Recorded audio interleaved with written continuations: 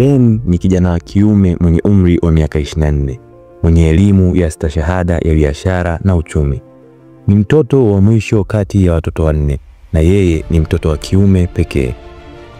Ben alimaliza elimu yake ya stashahada mwaka 2023 katika chuo fulani. Wakati akiwa chuo, alijikuta ameingia kwenye mapenzi ya jinsia moja kutokana na ushawishi kutoka kwa rafiki yake, kwani rafiki yake huyo alikuwa akipata hela nyingi baada ya kushiriki mapenzi ya jinsia moja, yaani kulawitiwa. Ben anaeleza kuwa njia waliokuwa wanatumia kupata wanaume ni kupitia mitandao ya Facebook na Instagram kwa kuwaomba urafiki, kisha kuanza kutumiana ujumbe na baadaye picha na video za wanaume wakiwa wanafanya mapenzi kinyume na maumbile, yaani kulawitiana.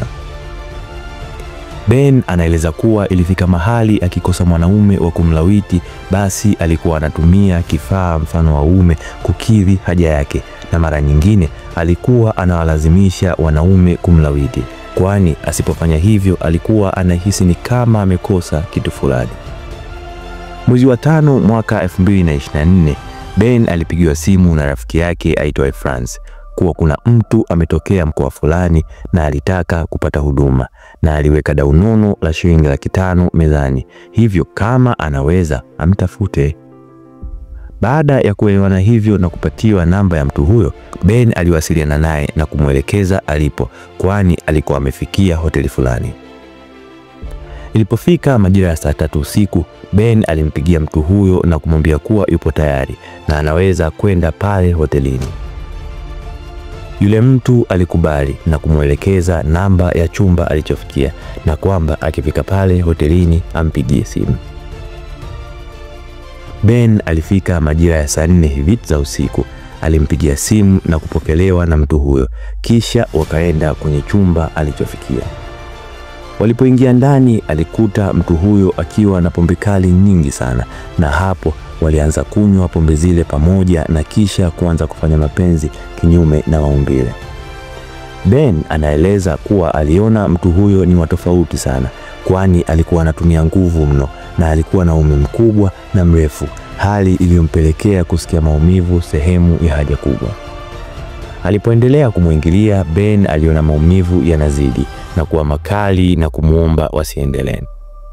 Lakini mtu huyo alimwambia hawezi acha, kwani wameshakubaliana hiyo ngoma mpaka asubuhi na pesa yake lazima aitendee kazi vilivyo. Mtu huyo aliendelea kumwingilia hadi hali ya Ben ilipokuwa mbaya, huku Ben akipiga kelele kuomba msaada. Na palipokucha, mtu huyo aliondoka na kumwacha Ben akiwa na hali mbaya sana. Mhudumu alipokwenda kusafisha chumba, aligundua kuna mwanaume analia na alikuwa anaomba msaada.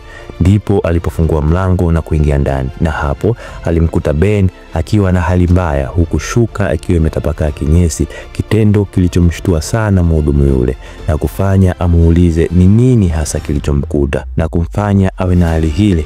Na ndipo Ben alipomweleza stori nzima. Mhudumu huyo aliposikia stori hiyo akachukua hatua kwa kupiga simu kituo cha polisi, dawati la jinsia na watoto kwa msaada. Maswali ya majadiliano. Je, vijana wa kiume kutamani kuwa watoto wa kike na kuwa na tabia za kike ni matokeo ya kuachwa katika malezi na makuzi, au ni kutamani kupata fursa za kuwezeshwa kama vijana wa kike wanavyowezeshwa kwenye jamii?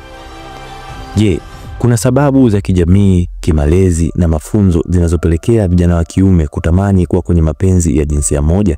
Kwa mujibu wa sheria na kanuni ya adhabu Tanzania, kufanya mapenzi kinyume na maumbile ni kosa la jinai.